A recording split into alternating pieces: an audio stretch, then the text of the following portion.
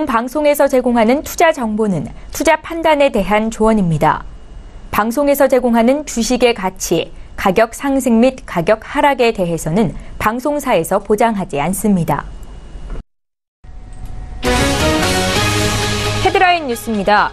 뉴욕 증시에서 주요 지수는 미국과 중국의 관세 충돌에도 혼조세로 마감했습니다. 뉴욕 증권거래소에서 다우존스 지수는 전장보다 0.18% 하락한 25,583.75의 거래를 마쳤고 S&P 500 지수는 0.03% 내린 2,857.70을 기록했습니다.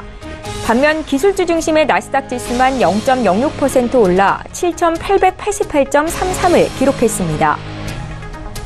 중국 상무부가 미국산 제품 160억 달러어치에 대해 25%의 관세를 부과한다고 발표했습니다. 미국이 오는 23일부터 중국산 제품 160억 달러어치에 대한 관세를 부과한다고 전일 발표한 데 대한 대응입니다. 중국 상무부는 마찬가지로 오는 23일부터 해당 관세가 발효된다고 밝혔습니다. 관세 부과 품목에는 디젤 등 에너지와 자동차 등 민감한 제품도 포함됐습니다. 국제유가는 중국이 미국산 디젤 등 석유 제품에 대한 관세를 부과키로 한 데 따라 큰 폭으로 내렸습니다. 미국 원유 재고가 예상보다 덜 감소한 점도 유가 하락을 부추겼습니다. 뉴욕 상업거래소에서 9월물 서부 텍사스산 원유 가격은 배럴당 3.2% 급락한 66달러 94센트의 장을 마쳤습니다. 이로써 WTI는 7주일의 최저치로 떨어졌습니다. 월스트리트저널은 주가의 지속적인 상승에 베팅하는 투자자들이 증가하고 있다고 보도했습니다. 저널은 크레딧 스위스의 보고서를 인용해 주가지수 옵션 투자자가 증시의 강세가 지속할 것이라는 데 돈을 걸기 시작했다고 전했습니다. CS에 따르면 투자자들은 스탠더드 앤 푸어스 500 지수가 사상 최고치를 경신할 경우 이익을 낼 수 있는 콜옵션을 사들이고 있는 것으로 나타났습니다. 반면 주가 하락에 대비한 비용을 측정하는 지표인 옵션 스큐 지수는 하락했습니다.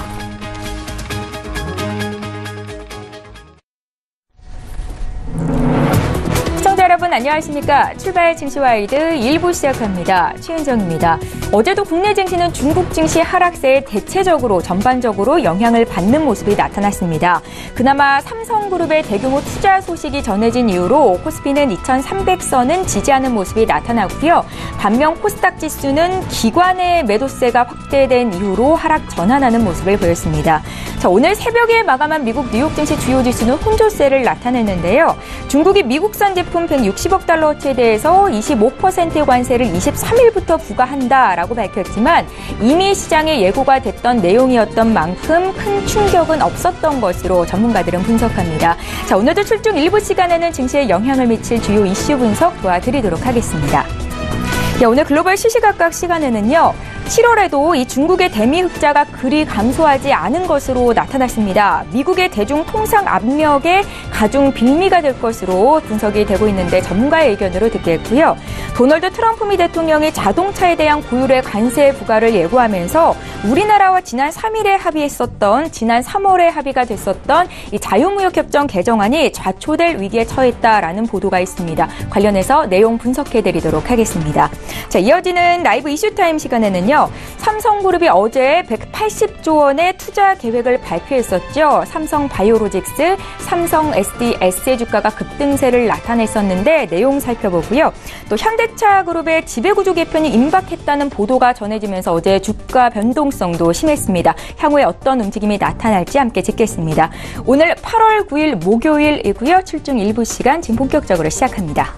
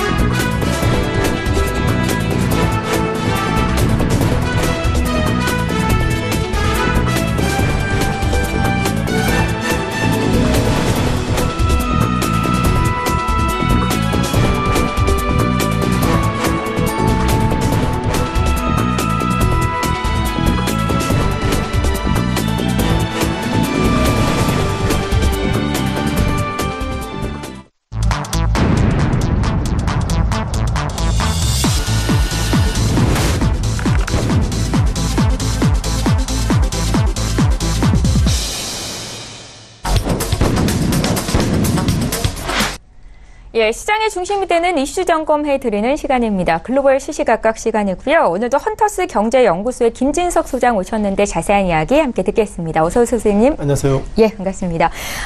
뉴욕 증시에서 오늘 주요 지수가 혼조세를 나타냈습니다. 미국과 중국의 관세 충돌 소식이 있었는데 우려와는 달리 시장이 좀 요동하지는 않았다라는 평가가 있던데요. 그렇죠. 소장 어떻게 보셨습니까?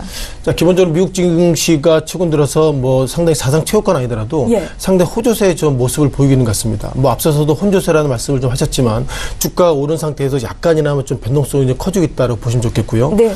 자, 무엇보다 나스닥 지수가 7거래를 연속 상승하고 있다는 것이 눈에 띄는 것 같고 S&P 500 지수도 어쩌면 지난 1월 달 2870 이상이죠. 다시 한번 이것을 넘었을 정도로 지수는 상당히 좋아지고 있다. 이렇게 정리를 드려야 될 것 같습니다.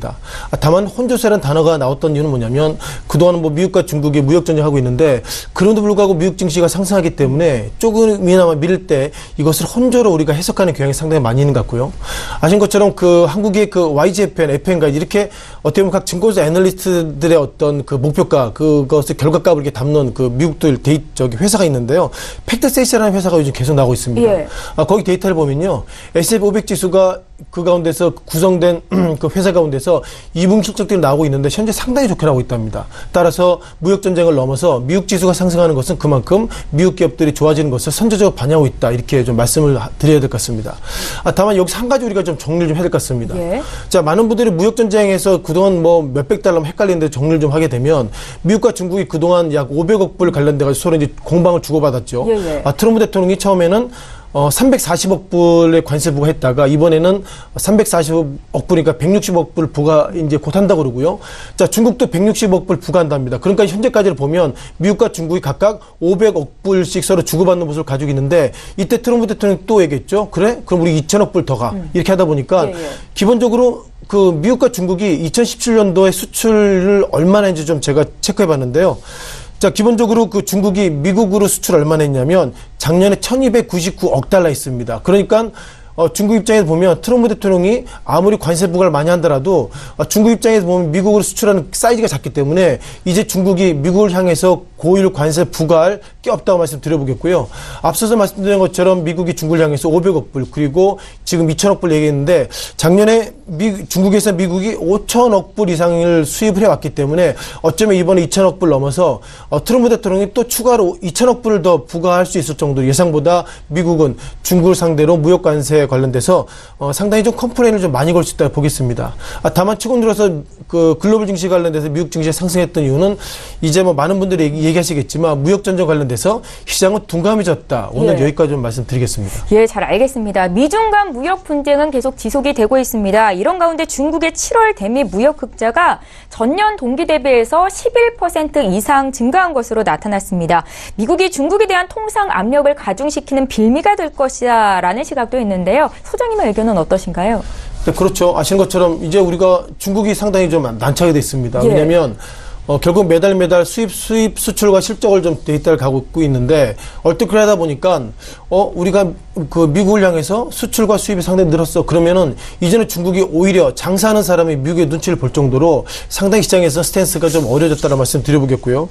자, 기본적으로 6월달 같은 경우에는 어떻게 보면 중국 입장에서 보면 대미 수출 흑자가 많이 커졌습니다. 지난 6월달. 그러니까 그 당시에 트럼프 대통령이 상당히 좀 컴플레인을 많이 했습니다. 결국 중국이 우리 미국을 향해서 너무너무 많은 이익을 봤다는 것은 그만큼 환율 조작도 하고 그리고 중국에서 팔 때보다 미국에 그만큼 소위 덤핑으로 싸게 팔았기 때문에 그만큼 흑자가 많이 났다. 상대적으로 미국의 기업들은 힘들다. 이런 어떤 논리로서 계속 가지고 있는 것 같습니다.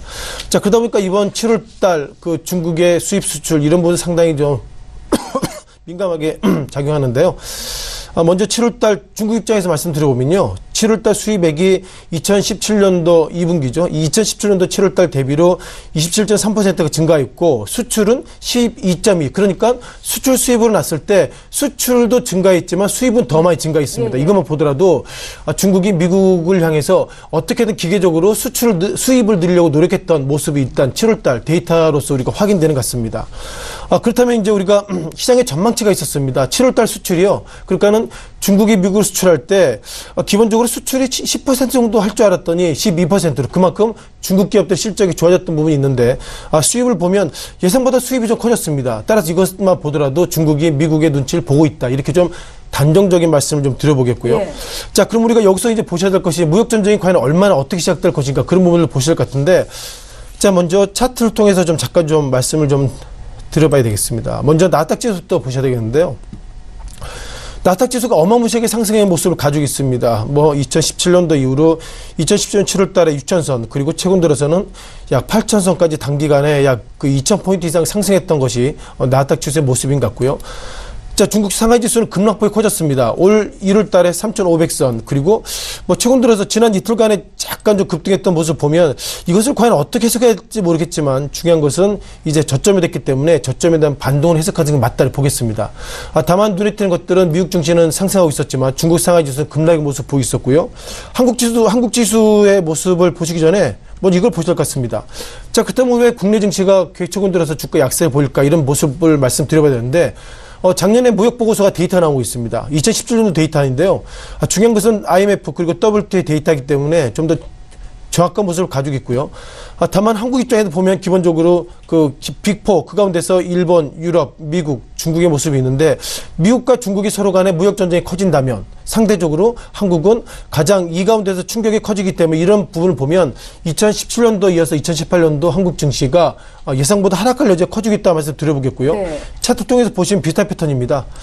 자, 종합주가 지수의 모습을 보고 계십니다. 2017년도 넘어서 2018년도 주가가 최근 들어서는 6월달, 7월달 때 급락의 모습을 보이겠는데, 이것을 과연 어떻게 해석해야 될지 모르겠지만 무역전쟁이 심화된다면, 즉 중국과 무역이 서로 간의 갈등이 커진다고 그러면 국내 증시는 결국 실적이 안 좋아지기 때문에 급락할 것이다. 그런 부분들이 예상보다 시그널 있게 반영하기 때문에 우리는 결국 6월달에 주가 하락을 보셔야 될 것이 아니라, 이렇게 된다면 3분기, 4분기가 국내 기업의 실적이 상대적으로 부진할 것이다. 이런 말씀 드려봐야 되겠고요. 예. 아직까지는 이런 부분들이 약간 좀 에러가 있는 게 뭐냐면 반도체 쪽이 아직까지 강점을 가지고 있습니다. 그러다 보니까 반도체가 받쳐줬지만 반도체가 받쳐주지 못한다면 이런 주가의 급락이 앞으로도 나올 수 있다라는 부정적인 말씀을 좀 드려보겠습니다. 예, 말씀하신 것처럼 미국발 무역 분쟁 이슈는 우리나라의 산업에도 부정적인 영향을 미치고 있습니다. 수입 자동차의 고율의 관세를 부과하겠다라는 도널드 트럼프 미 대통령의 위협이 이 한미 FTA를 위태롭게 하고 있다는 월스트리트 저널의 보도가 있었는데요.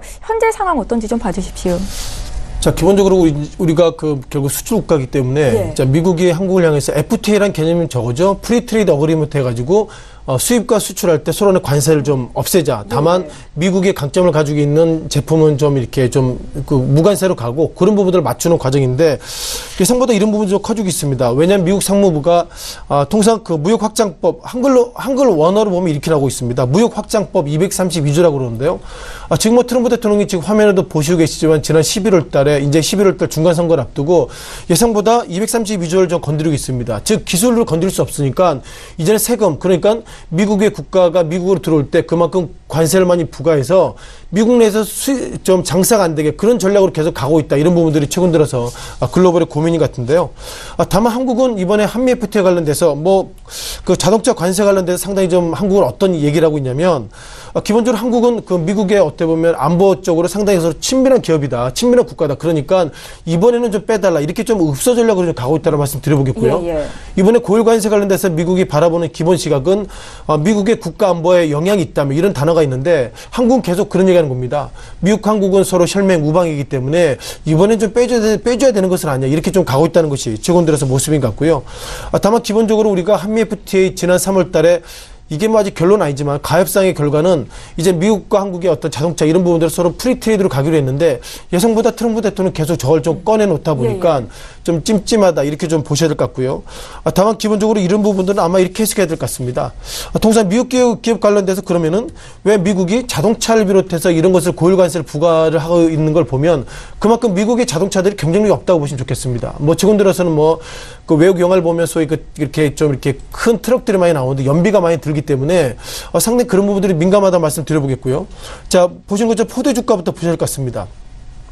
2018년도 1월 달에 13달러 모습 보이겠고요. 최근 들어서는 9달러. 그러니까 2018년도 들어서 다우 나스닥 S&P 500 지수가 뭐 신고가 랠리 갈 것입니다. 이런 얘기하고 있는데 자동차 업종 관련돼서 포드의 주가가 이렇게 급락하고 있다는 거 보면 미국은 이제 자동차를 만들면 안 된다. 이런 좀 말씀을 드려봐야 되겠고요. 가끔 제가 말씀드린 것처럼 GM의 주가도 뭐 비슷한 패턴을 보이겠습니다. 여전히 뭐 주당 37달러 밴드, 주당 37달러면 상당히 좀 헐값의 개념인데요. 보였던 것들은 GM이나 그리고 포드가 이렇게 주가가 약세를 보이는데 트럼프 대통령은 이것이 결국 미국의 어떤 자동차 업종의 수출의 어떤 기술력이 저하된다고 보는 것이 아니라 미국의 국가들이 너무나 덤핑으로 싸게 들어오기 때문에 미국 기업들 어렵다는데 제가 볼 때는 미국 기업의 어떤 자동차 업종의 주가가 그만큼 경쟁력이 떨어지고 있다. 이렇게 좀 보시는 것이 좀 더 적절할 것 같고요. 다만 국내 증시를 잠깐 좀 넘어가 봐야 될 것 같습니다. 예.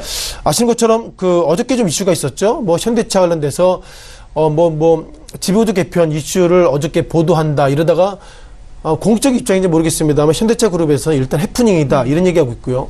다만 최근 들어서 현대모비스, 현대글로비스 이런 어떤 지난 시기에도 좀 합병 관련돼서 하려고 그러다가 기본적으로 외국계 펀드가 좀 그 적절치 않다고 보고 있죠. 따라서 이제 현대차 그룹이 지배구조 개편 이슈를 가고 있다는 것은 그만큼 소위 장점 있는 기업과 단점 있는 기업을 서로 구분해서 결국 그렇게 가는 것이 좀 맞다는 판단인데 눈에 띄는 것들은 현대차가 2018년도로 예상보다 주가 약세를 모습 보이고 있습니다. 아시는 것처럼 이번에 기획재정부 장관이 미국을 향해서 이런 얘기했습니다.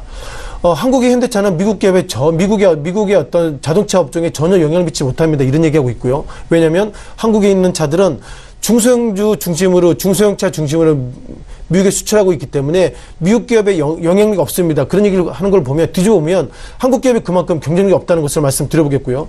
따라서 현대차의 주가가 2018년 들어서 계속 급락하고 있는 것은 한국도 타켓을 어떻게 보면 SUV로 차로 가야 되는데 중소형 차로 가기 때문에 예상보다 타켓이 좀 잘 못 맞췄다 이렇게 말씀드려보겠고요.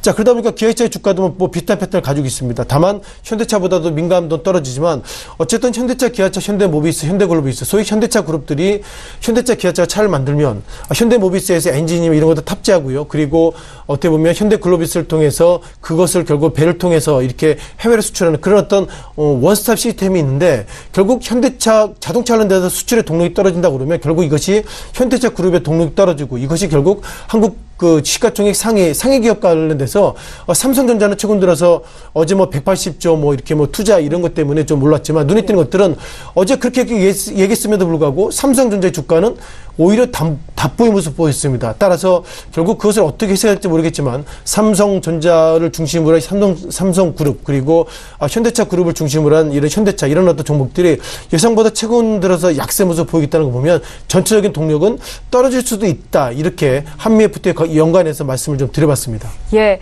증시에 영향을 미칠 주요 이슈 분석 도와드렸고요. 목요일에 글로벌 시시각각 헌터스 경제연구소의 김진석 소장과 함께했습니다. 잘 들었습니다. 고맙습니다.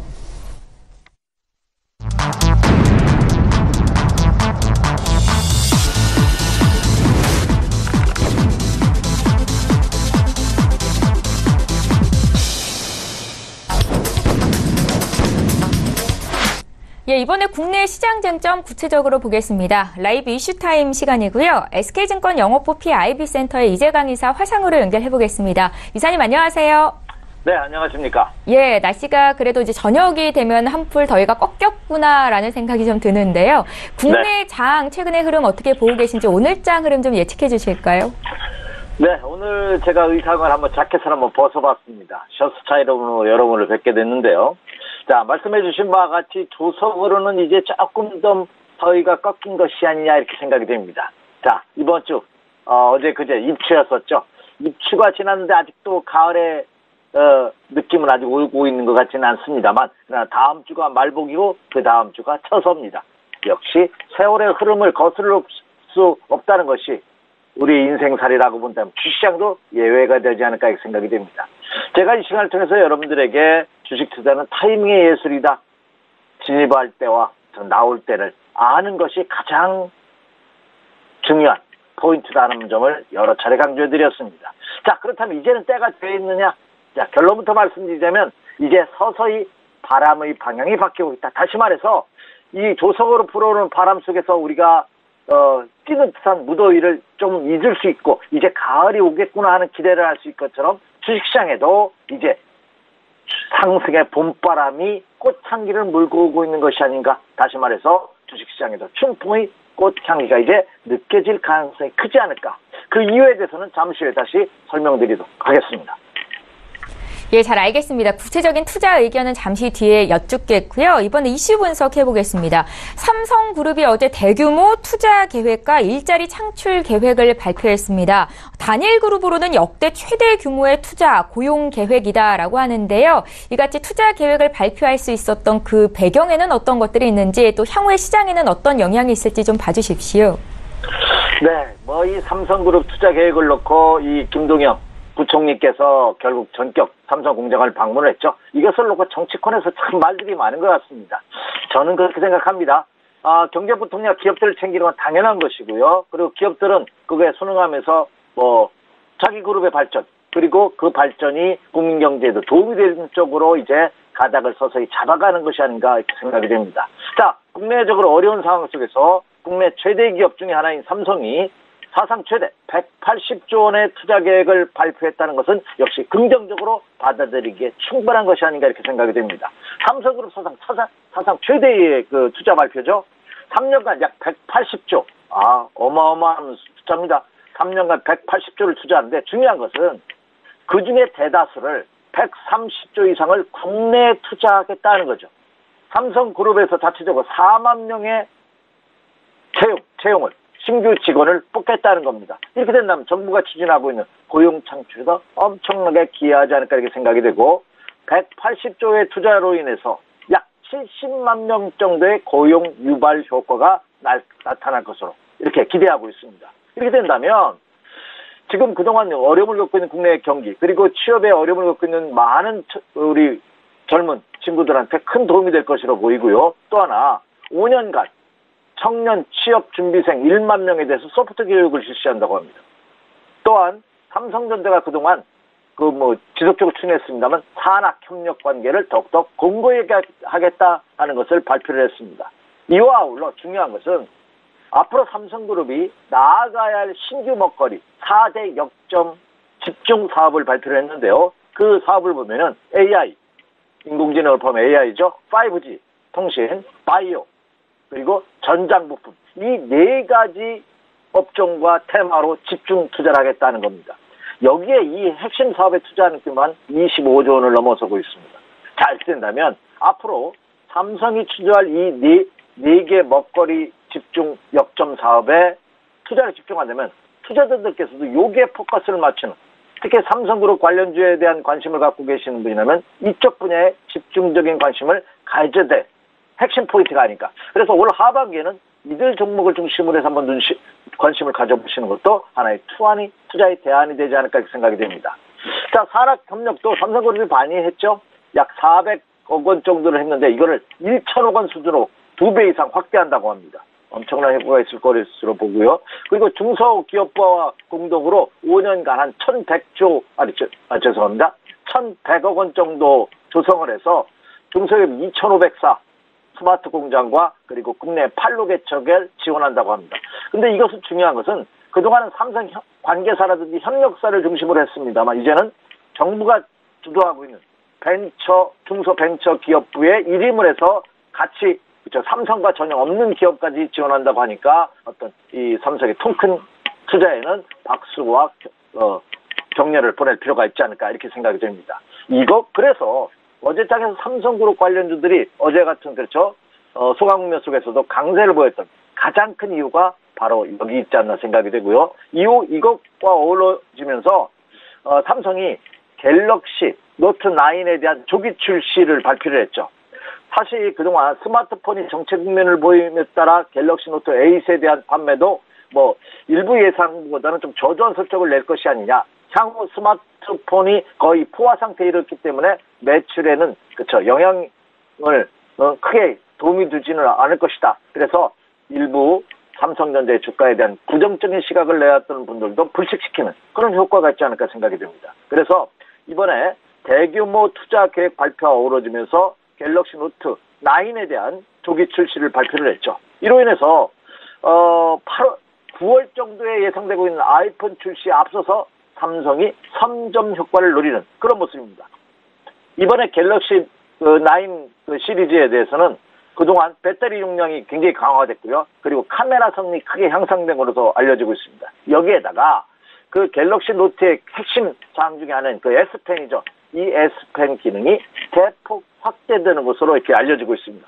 따라서 삼성이 추구하고 있는 그건 여기에다가 가격은 기존의 8, 그렇죠? 갤럭시 노트 8과 또 동일한 가격으로 적용한다고 하니까 이 가격적인 메리트까지 부합이 된다면 갤럭시 S9은 뭐 삼성 측 관계자는 뭐 큰 매출에 크게 증가할 것이고 예전보다 훨씬 더 많은 매출을 올릴 것이라고 장담하지만 최소한 8 정도 이상의 수준은 유지할 가능성이 크지 않을까 이렇게 예상해 볼 수 있습니다. 더군다나 아이폰 출시에 앞서서 선점 효과를 노릴 수 있다는 측면에서 본다면 이게 또한 삼성전자 그 주가에는 긍정적으로 화답할 가능성이 없다.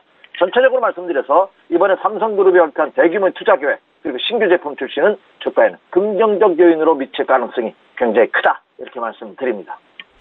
예, 잘 알겠습니다. 다음 이슈로 넘어가 보죠. 현대차 그룹의 지배구조 개편안 발표가 임박한 것으로 알려졌습니다. 현대차 그룹은 일단 부인을 했지만 이 순환 출자 고리를 끊는 지배구조 개편안 올해 말에는 발표가 될 거다 이렇게 전문가들의 시선이 있던데요.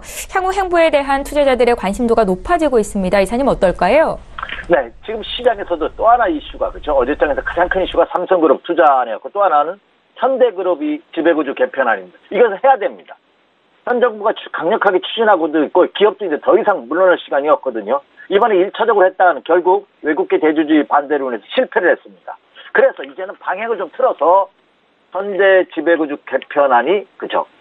늦으면 올 연말 빠르면 한 4, 4분기 정도에 나오지 않을까 하는 기대감을 시장을 하고 있는데요. 그러나 현대그룹에서는 아직 구체적인 계획이 없기 때문에 뭐 실행 계획은 발표하지는 않았습니다. 하지만 현대차 그룹이 안고 있는 구조적인 문제, 현대차, 기아차, 그리고 현대모비스, 그리고 다시 현대차로 이어지는 이 순환 출자 고리를 끊어야지만 하는 숙명을 안고 있다는 점입니다.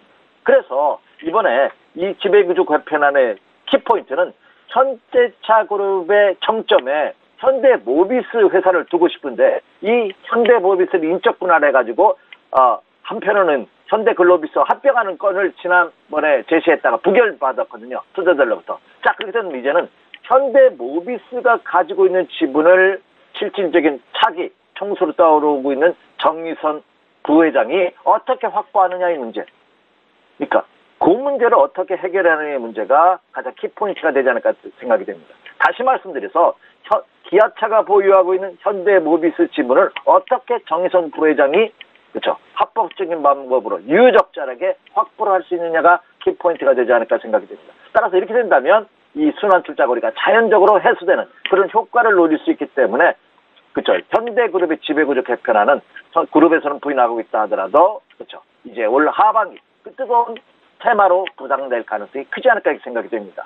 어제장에서도 이제 이 현대차그룹 관련주들 삼성그룹과 마찬가지로 뭔가 좀 움직이는 듯한 모습을 보여주고 있고 아직 장은 시각되지는 않았습니다만 오늘 장에서도 저점 매수세가 꾸준히 들어올 것으로 예상이 됩니다. 지금 하나 중요한 것은 제가 바람의 방향이 바뀌고 있다. 다시 말해서 주식시장에도 그렇죠. 조석으로 느끼는 중간중간 느끼는 그 바람이 향해서 꽃향기가 난다는 말씀을 드렸던 이유가 바로 여기 있지 않는 생각입니다.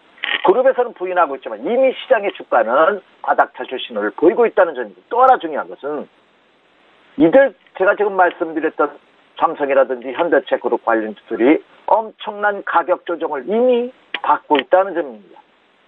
그리고 그렇기 때문에 가격 메리트까지 부각되기 때문에 이런 재료들은 시장에 민감하게 대응할 가능성이 굉장히 크지 않을까. 그러자면 현대차 그룹 관련주들도 여러분들께서 주목해야 될 하나의 테마로 꼭 염두에 주십시오. 이렇게 말씀을 드립니다. 예, 잘 알겠습니다. 주식시장에 상승의 바람이 불어오고 있다. 앞서 이렇게 말씀을 하셨는데 오늘장 투자 전략 여쭤볼게요. 네. 자, 지금부터 제가 여러분에게 이제 투자 전략을 드릴 것입니다. 사실 그동안은 아직 때가 이르지 않았다. 좀 더 기다리자는 말씀드렸습니다. 기다리는 자에게 복이 온다. 그 복은 수익으로 답할 것이다 하는 점을 강조해드렸는데 말씀드린 대로 이제 서서히 매수 관심을 좀 더 적극적으로 가지셔도 되지 않을까 생각이 됩니다. 저는 시장은 바닥 탈출 가능성이 더 확고해지고 있다 이렇게 말씀을 드리고요. 이제부터는 분할 매수로 대응해도 되지 않을까 이렇게 예상이 됩니다. 좀 더 자세하게 말씀드릴 수 있는 시간이 없기 때문에 제가 결론적으로 말씀드리면 코스피 시장을 기준으로 본다면 2278포인트가 굉장히 중요합니다. 어제 종가가 2301포인트입니다. 그러면 몇 포인트 차이가 납니까? 23포인트 차이가 납니다. 자, 그럼 여러분께서는 23포인트 이상 오늘 하락하지 않는다면 매수 전략이 가능하다고 보시면 됩니다. 다시 말씀드려서 2278포인트가 붕괴되지 않는다면 계속해서 매수 마인드 전략이고요. 분할 매수 마인드 전략이고요.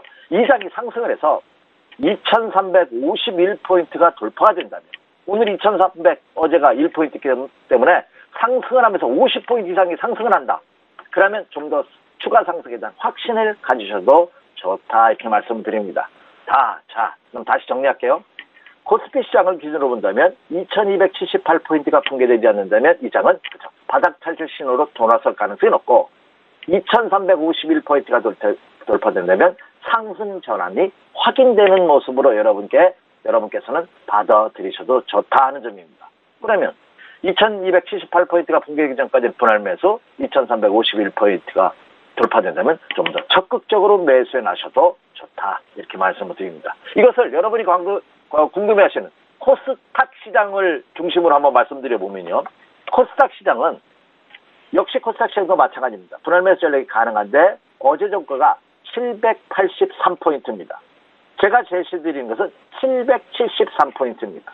10포인트 차이가 납니다. 그럼 코스닥은 10포인트 이상만 하락하지 않는다면 773포인트 이상에서는 분할 매수 전략이 가능하고요. 그럼 추세가 완전히 상승으로 전환되는 포인트는 얼마냐? 830포인트입니다. 코스닥은 좀 높습니다. 코스닥은 약 한 47포인트 현재 시간 없는 830포인트가 돌파돼야지만 코스닥 시장은 상승 전환이 확인됐다 이렇게 보시면 됩니다. 자, 그럼 결론입니다. 아직까지 본격적으로 상승 전환은 되지 않았습니다.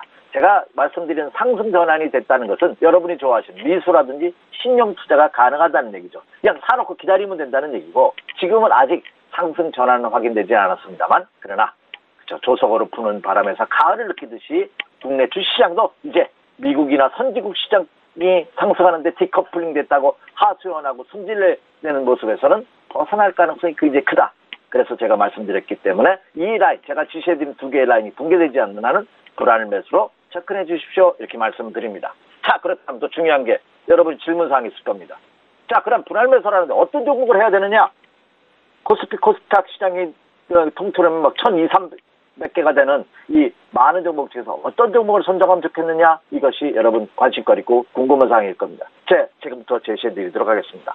첫째, 모두에 설명드렸던 저는 대형주를 선호하시는 분이라면 이제 삼성그룹주와 현대그룹 관련주들을 눈여겨보실 필요가 있지 않나 생각이 됩니다. 첫 번째 이유는 삼성은 대규모 투자 계획을 발표했다시피 이제는 신시장적인 추세로 이어질 가능성이 높고 이번 투자를 해서 삼성이 그동안 세계시장, 국내 시장에서 어려움을 겪었다면 제2의 도약의 발판을 마련할 가능성이 굉장히 크다 이렇게 말씀드립니다. 그리고 그럼 삼성그룹 관련주 중에서도 말씀드렸다시피 4대 핵심 사업으로 이미 삼성그룹에서 발표한 AI, 5G, 바이오, 전장부품 이들 종목을 중심으로 한 포커스를 맞춰주십시오 이렇게 말씀을 드립니다.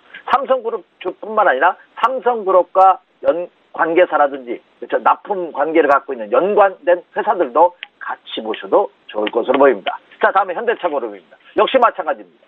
아직까지 본격적으로 지배구조 개편이 기업에서 발표된 것은 아니고 어떻게 하겠다는 방법도 없습니다. 하지만 이미 시장은 발표를 안 할 수밖에 없는 상황이고 늦으면 4분기, 빠르면 4분기, 늦어도 연말에는 충분히 발표를 할 것이라는 예상을 나오고 있다고 보는데 그 예상은 저는 일관성이 있고 상당히 타당한 의견이다 이렇게 말씀드려요. 그렇게 본다면 현대차 그룹 관련주들도 새롭게 시장에 주목받을 가능성이 높다. 그래서 현대차 그룹 관련주들 한번 같이 눈여겨보시기 바라고요. 그리고 미국 시장이 오늘도 미국과 중국의 무역 전쟁이 전입가경입니다. 계속해서 중국도 만만치 않게 나서고 있죠. 중국도 결국 160억 달러의 미국 수입품에 대한 관세를 25% 관세를 결국 부과하면서 맞불 작전을 계속해서 실행하고 있습니다. 그런 와중에도 불구하고 미국 시장은 견고한 상승세가 이어지고 있다는 점은 기업들의 실적이 뒷받침되고 있다는 거죠. 그래서 국내 시장도 실적주를 중심으로 해서 전개될 가능성이 없다. 자, 이제 2분기 실적이 거의 막바지에 치닫고 있습니다. 3분기, 4분기 예상 실적 애널리스트들이 컨센서스를 내놓고 있습니다. 그 컨센서스를 여러분 면밀히 검토하시면서 향후엔 철저하게 펀더멘탈이 좋은 기업 뒷받침이 되는 실적주를 중심으로 해서 포트폴리오를 구성해 주십시오. 이렇게 말씀을 드립니다. 이상입니다. 예, 구체적인 투자 조언까지 얻어봤고요. 지금까지 SK증권 영업부 PIB센터의 이재강 이사와 함께했습니다. 잘 들었습니다. 네, 감사합니다.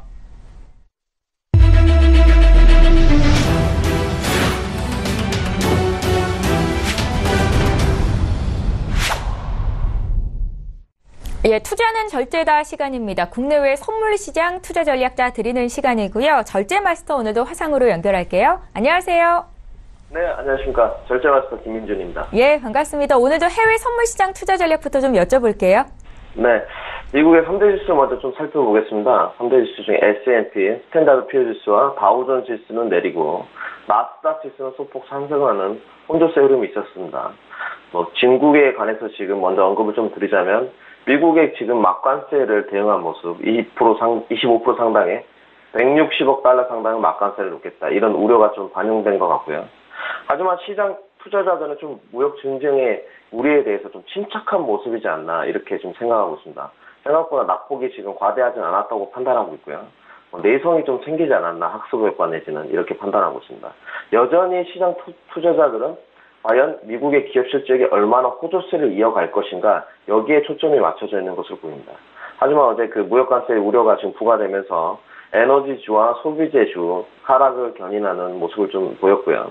하지만 나스닥에 관해서는 소폭 오름세가 있었는데 CVS, 마이클 코어스 등 또 페이스북 등 단단하게 지지대 역할을 하면서 나스닥 같은 경우는 소폭 상승하는 흐름이 나왔었습니다. 또한 국제 유가 흐름을 좀 살펴보자면요. 어제 급락 흐름이 있었는데요. 원유 재고량에 관해서 소폭 상승했지만 중국의 무역관세 우려가 좀 부과되면서 수요에 대한 측면이 지금 우려 상황으로 발전하면서 급락 모습이 나오지 않았나 이렇게 판단하고 있습니다. 그럼 다음으로 개별 지수 종목을 먼저 한번 살펴보시겠습니다. 첫 번째 나스닥입니다. 나스닥 일봉 차트를 좀 보시면 지금 결국 7,500 라인은 어제 강하게 돌파하지 못하는 흐름이 나왔었습니다. 지금 위에 상단 지지대를 보시면 상단으로 7,496 라인, 중단으로 7,471 라인, 하단으로 지금 7,442 라인 이렇게 포진하고 있는데요. 지금 어제 한 이틀 전부터 말씀을 좀 드렸었는데요. 기업 실적 우려가 끝나가는 시점이 지금 다가오고 있다. 그렇다면 저희가 주의해야 될 점은 투자에 무역 지금 우려 전쟁에 관한 관세 등등 무역 전쟁 우려가 수면으로 부각될 수 있다. 그래서 지금 나스닥이나 S&P 미국 증시 지수에 관해서는 조정세 흐름이 나올 수 있다. 이렇게 말씀드리고 있고요. 금일도 약간은 좀 우려 섞인 측면을 좀 부각드리고 싶고요. 먼저 첫 번째로 그 매도 조건을 좀 추천드릴게요. 일단은 지금 7,500포인트를 강하게 돌파하지 못한다면 조정세가 좀 시작되지 않았나 이런 징후로 좀 판단하고 있고 눌림식 매도 접근 7,442포인트는 하단 라인을 돌파하게 된다면 추가 하락 여부가 더더욱 이어질 수 있는 장세로 좀 판단하고 있습니다. 그래서 금일은 나스닥 같은 경우 눌림식 매도 조건을 추천드리는 바입니다. 두 번째로 크루드 오일입니다. 어제 투자자들이 제일 관심이 많았던 종목이지 않을까 이렇게 판단을 하고 있고요. 거의 상단 라인부터 원웨이 장세로 지금 3% 넘게 급락하는 흐름이 이어졌었습니다. 상단 라인 포인트를 먼저 보시자면 69.20 라인 또 69.10 라인, 하단으로는 66.95 라인, 66.31 라인. 어제 엄청나게 낙폭이 많았었는데요. 역시 무역 관세 우려에 대한 수요 부분이다 이렇게 판단을 좀 하고 있고요. 지금 오늘 주의해야 될 점은 저가 매수에 좀 유의해야 된다. 낙폭이 항상 급락이 큰 낙폭이 나오게 되면 저가 매수 유익은 항상 있을 수 있는 부분이기 때문에 저가 매수에 좀 유의하면서 눌림시 매도 조건을 추천드리는 바입니다. 매도 조건은 68불 밑에인 67.80 라인까지 만약에 눌림이 나온다면 이 부분부터 좀 매도 조건을 추천드리는 바이고요. 다음으로 유로는 상단 포인트가 1,1.16620 라인, 밑으로 중단 포인트가 1.16300 라인, 하단 포인트가 지금 1.1605 라인에 이렇게 포진하고 있는데요. 오늘 금일 미국에 관해서 지표 발표가 있습니다. 지금 생산자 물가지수 발표가 있는데요. 굉장히 좀 중요한 지표고 이 생산자 지표 발표 지수에 따라서 조금 유로의 향방으로 좀 좌우하지 않을까 이렇게 판단하고 있습니다. 아무래도 달러 인덱스가 생산자 물가지수가 잘 나온다면 하락 흐름으로 이어져서 상단 돌파는 좀 어렵지 않나 이렇게 판단하고 있고요. 생산자 물가지수가 조금 기대치보다 저조하게 나온다면 상단을 돌파할 것으로 보이는데 금일 상단 돌파 시 추가 상승이 이루어질 것으로 보고 있습니다. 그래서 상단 돌파 시에는 매수, 상단 돌파 전까지는 중심선 매매에서 좀 접근을 하시라. 시가 위아래로 이렇게 전략을 드리고 싶습니다. 마지막으로 골드입니다. 골드도 또한 지금 유로와 좀 흐름이 마찬가지인 흐름인데요. 지금 연중 저점을 강하게 돌파하지 못하면 연중점이 1212.5포인트였는데요. 다시금 상승세가 나오는 흐름이지 않나 이렇게 지금 보고 있고요. 지금 골드 같은 경우도 뭐 횡보세를 좀 이어갈 것으로 보이는데 뭐 상단 돌파 시에는 추가 상승이 나올 수 있는 포인트에 지금 위치하고 있습니다. 상단 돌파 시가 지금 1224.7포인트 정도 되는데요. 상단 돌파 시에는 1230라인까지 좀 올라갈 수 있는 포인트잖아 이렇게 판단해서 상단 돌파 시에는 골드도 매수 조건을 좀 추천드리겠습니다. 예. 국내 선물 쪽도 매일매일 대응 방안을 알려주시고 계신데요. 오늘은 어떤 전략 짜셨습니까? 네, 국내 선물을 뭐 보자면 조금 한 줄기 빛이 보이지 않나 이렇게 판단을 좀 하고 있습니다. 국내 선물 하시고 또 국내 증시 하시는 분들 좀 요새 조금 안정세를 찾아가고 있는데요. 어제 말씀드렸듯이 국내 시장 뭐 신산업 규제 축소 또 뭐 은산분리 또 금일 있었나요? 어제부터 나왔던 삼성투자의 계획 발표. 굉장히 대규모 발표였었는데요. 국내 증시에 관해서는 뭐 일자리 창출, 뭐 청년 고용, 뭐 스마트 지원 등등 여러 가지를 발표했습니다. 뭐 현 정부와 조금 궤를 같이 하는 흐름으로 가지 않나, 뭐 자이든 타이든 이렇게 판단을 하고 있고요. 뭐 희망의 빗줄기가 보이기 시작한다. 바닥 빠지기는 조금 끝나지 않았나 이렇게 판단하고 있습니다. 그래서 국내 증시도 당분간 국내 선물과 더불어서 단기 상승세를 좀 이어갈 것으로 보이고요. 상단 포인트를 먼저 보시자면 어제 298.75까지 오르는 상승세가 좀 있었고요. 중단 포인트는 298.10 라인 정도, 하단 포인트는 지금 297.75 라인 정도, 297.25 라인이네요. 297.25 라인에 포진하고 있는데요. 금일은 아마 가장 주의해야 될 점이 오전에 지금 10시 반에 발표 있는 중국의 생산자 물가지수, 소비자 물가지수에 좀 주의를 하셔야 될 것 같고요. 장중에는 조금 지금 뭐 장 전입니다만은 상승세 흐름을 이어갈 것으로 보이고요. 하단 지지대 297.25 라인, 뭐 297포인트를 유지하는 좀 눌림시 매수 접근을 하는 게 좋을 것 같고요. 중심선 298포인트를 중심선으로 놓고 시가 위에서는 매수고 시가 아래서는 매도 전략, 그다음에 하단 지지대가 유지된다면 매수 전략으로 좀 접근하시라 이렇게 말씀을 좀 드리고 싶습니다. 예, 잘 알겠습니다. 국내 시장 대응하시는 분들 위해서 추천주 오늘 있다고 들었는데요. 어떤 종목 보셨습니까? 네, 뭐 일단 먼저 금일 추천주는 비츠로테크입니다. 네, 비츠로테크에서는 뭐 크게 언급할 내용은 없고요. 네, 뭐 우량주 기업은 좀 아니라 이렇게 말하면 섭섭할 것 같나요? 네. 먼저 비츠로테크에 간단하게 좀 말씀을 드리면 뭐 보전압 차단기 개폐, 뭐 플라즈마 음영 기술을 하는 업체고요. 전력 기기 사업을 주된 업으로 하는 그런 업체입니다. 뭐 영업이익에 가서 좀 말씀드리자면 뭐 그렇게 좋지 않았다. 뭐 간단하게 좀 말씀드리고 싶고요. 단기 수익률도 좀 감소했는데 기술적 분석을 이해하면 굉장히 지금 위치가 좀 좋은 포인트입니다. 매수 상방 신호도 올라와 있고 단기 접근을 좀 추천드리는 바이고요.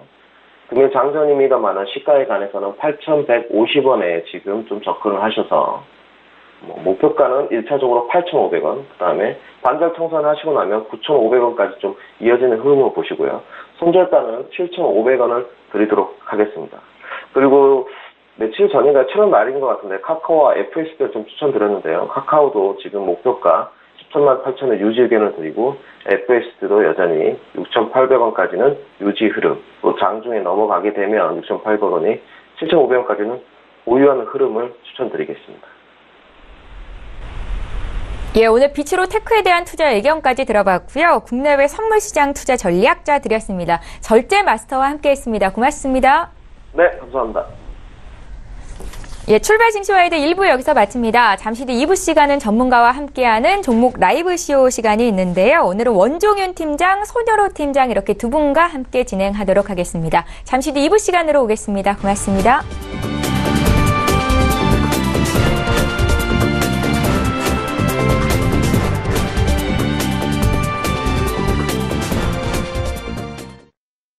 본 방송에서 제공하는 투자 정보는 투자 판단에 대한 조언입니다.